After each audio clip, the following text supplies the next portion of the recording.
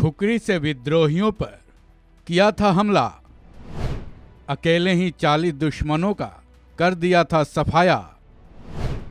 ऐसे परमवीर थे कैप्टन गुरबचन सिंह सलारिया। जरा सोचिए, युद्ध के मैदान में जब सारे रास्ते बंद हो जाएं, दुश्मन के आगे कोई चारा न चल रहा हो, तब क्या किया जा सकता है? क्या हथियार डाल दें? लेकिन उसका क्या जो हथियार डालने पर नहीं बल्कि दुश्मन को खेमे में घुसकर उनका काम तमाम करने पर यकीन रखता हो। ऐसी बहादुरी वाली सोच रखने वाले सैनिक को दुनिया की कोई ताकत नहीं हरा सकती है। ऐसी ही सोच कैप्टन गुरबचन सिंह सलारिया की थी।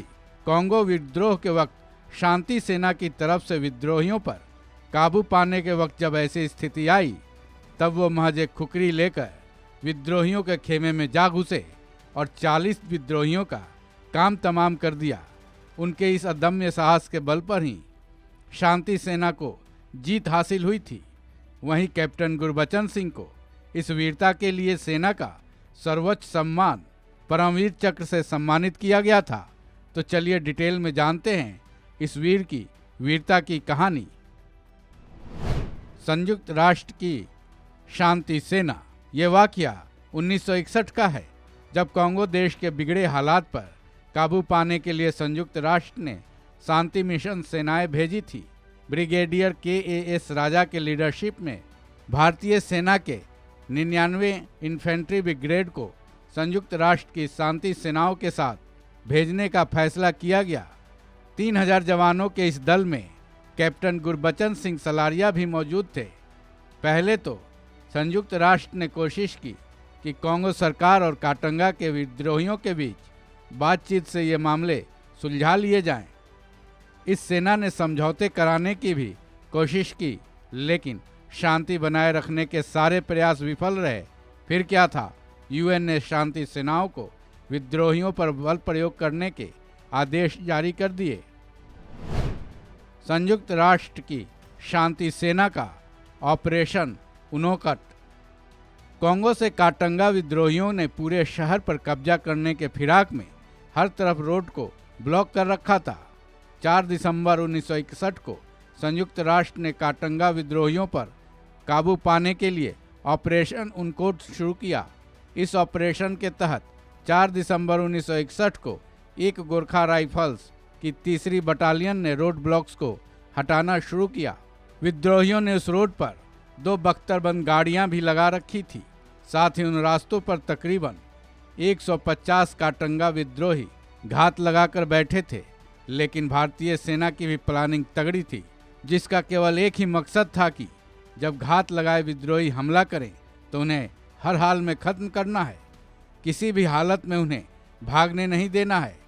रोड ब्लॉक्स हटाने वाली टुकड़ी में अल्फा कंपनी के एक प्लाटून के साथ कैप्टन गुरबचन सिंह सलारिया भी शामिल थे, जो कि एलिजाबेथ विले एयरपोर्ट की सड़क पर तैनात थे। खुकरी से 40 विद्रोहियों का सफाया। जब संयुक्त राष्ट्र की तरफ से ये निर्देश जारी हो गए कि दुश्मनों का पूरी तरह से सफाया कर दो, उसके बाद 5 दिसंबर 1961 को कैप्टन गुरबचन सिंह सलारिया अपने दल के साथ मौके पर पहुंचे। सबसे पहले उनके दल ने रॉकेट लॉन्चर से विद्रोहियों के दोनों बख्तरबंद वाहन उड़ा दिए।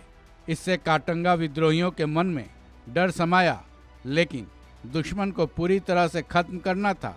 ऐसे में कैप्टन गुरबचन सिंह सलारिया ने रेडियो पर ऐलान किया कि मैं विद्रोहियों पर हमला करने जा रहा हूं और हम ही जीतेंगे।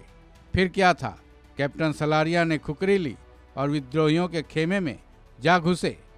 इस हमले में उन्होंने और उनके साथियों ने 40 विद्रोहियों को मार गिराया।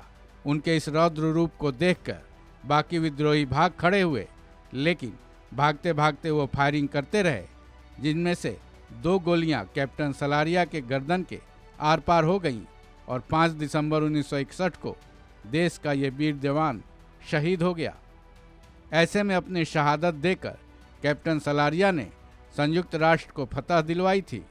उनकी इस वीरता के चलते भारतीय सेना का सर्वोच्च सम्मान परमवीर चक्र से 1962 में उन्हें मरणोपरांत सम्मानित किया गया था।